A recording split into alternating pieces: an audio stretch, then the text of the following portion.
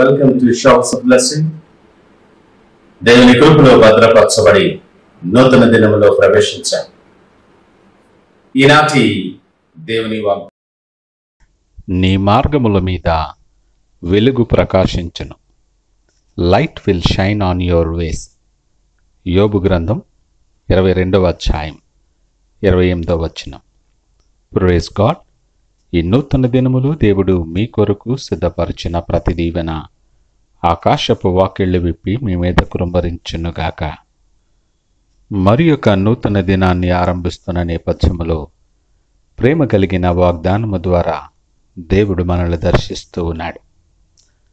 వెలుగైనటువంటి దేవుడు ఆయన ప్రేమ చొప్పున వెలుగు ప్రకాశింపచేయటానికి ఎన్నికలేనటువంటి మనలను ఆయన ఎంపిక చేసుకున్నాడు.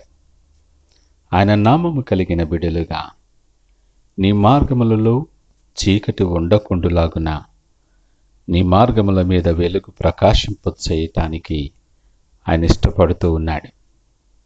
లేఖనమంటుంది, నువ్వు దేనినైనా యోచన చేయగా అది స్థిరపరచబడును.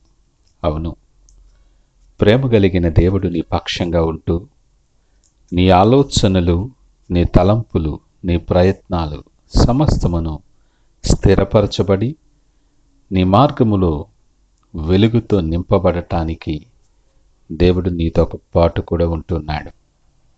నీవు ఆశీర్వాదానికి వారసులుగా ఉండటానికి పిలువబడ్డారు అని ఆయన జ్ఞాపకము చేస్తూ ఉన్నాడు.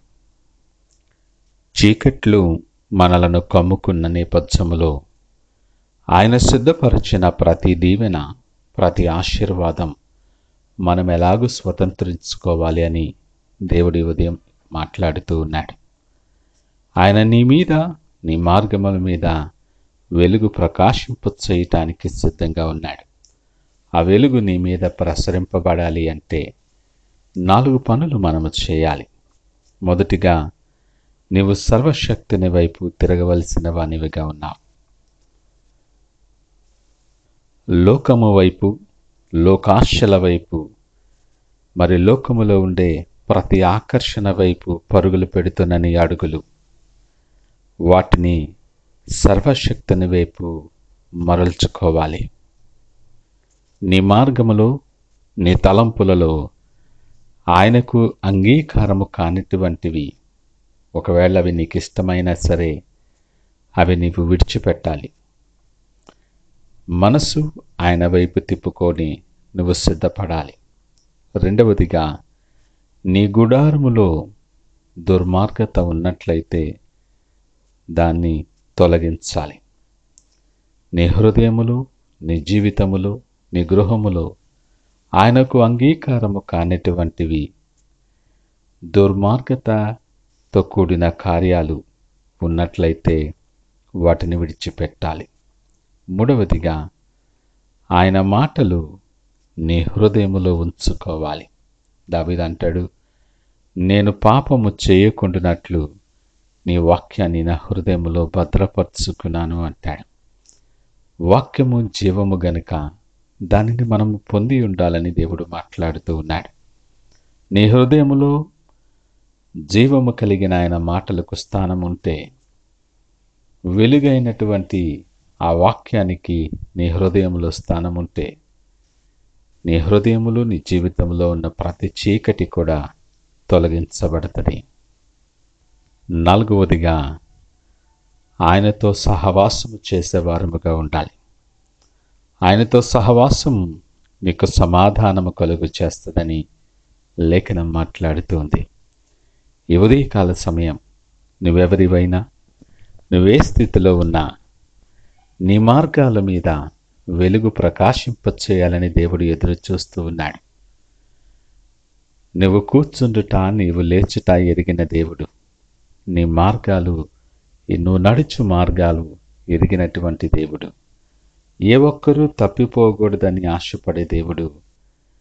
నిన్ను ప్రేమించి నువ్వు ఆశీర్వాదానికి వారసులుగా పిలువబడ్డావని నీకు గుర్తు చేస్తూ ఆయన నిన్ను పిలుస్తూ ఉన్నాడు. ధైర్యము తెచ్చుకొని, నిబ్బరము కలిగి నీ మనస్సు సిద్ధపరచుకొని ఆయన వైపు తిరగటానికి ప్రార్థన పూర్వకముగా సిద్ధపడదాం. ఆయన దగ్గరకు వచ్చు వారిని ఎంత మాత్రము త్రోయని దేవుని సన్నిధిలో ఉన్నాం. నీ ప్రతి పరిస్థితికి చాలిన దేవుడు, నీ ప్రతి సమస్యకు పరిష్కారము చేయగలిగినటువంటి దేవుడు, నీ ప్రతి చీకటిని తొలగించి నీ మార్గముల మీద, నీ సమస్తము మీద ఆయన వెలుగు ప్రకాశింప చేయటానికి సిద్ధముగా ఉన్నాడు. ఆ ప్రకారమైన దీవెన స్వతంత్రించుకునేలాగిన ప్రార్థనాపూర్వకంగా దినాన్ని ఆరంభిద్దామా? ప్రార్థించుకుందాం. పరిశుద్ధుడు, ప్రేమ నమ్మకమైన మా యేసయ్యా స్తోత్రాలు. ఈ ఉదయకాల సమయం మాతో మీరు మాట్లాడారు, మీకు వందనాలు. మా జీవితంలో ప్రయాణములో అనేకమైన చీకట్లు మమ్మలను కమ్ముకున్నాయి. అనేకమైన ఆందోళనలు మమ్మలను ఆవరించి ఉన్నాయి. మార్గము గమ్యము ఎరగనటువంటి రీతిలో భారభరితమైన ప్రయాణం మాది కొనసాగుతూ ఉంది. ఈ ఉదయకాల సమయం మా మార్గాలు ఎరిగిన దేవుడువు, మా అడుగులు స్థిరపరచు దేవుడువు, మా మార్గాల మీద వెలుగు ప్రకాశింపచేస్తానని నువ్వు ఇచ్చిన వాగ్దానాన్ని బట్టి మీకు వందనాలు. ఎంతో ఆదరణ కలిగి ఆశ కలిగి నీ తట్టు చూస్తున్నాం. ఆశ కలిగిన ప్రాణాన్ని మేలుతో తృప్తిపరచువాడా, మీకు వందనాలు, స్తోత్రాలు. మీరు సిద్ధపరిచిన ఆశీర్వాదాలు స్వతంత్రించుకొని మీరు సిద్ధపరిచిన మార్గములో నడుస్తూ వెలుగు సంబంధులమై నీ కొరకు సాక్షులుగా ఉండేలాగా మమ్మల్ని సిద్ధపరిచి మీరే మహిమ ఘనత ప్రభావాలు పొందమని యేసు నామమున అడిగి వేడుకొనుచున్నాము తండ్రి. ఆమేన్. God bless you.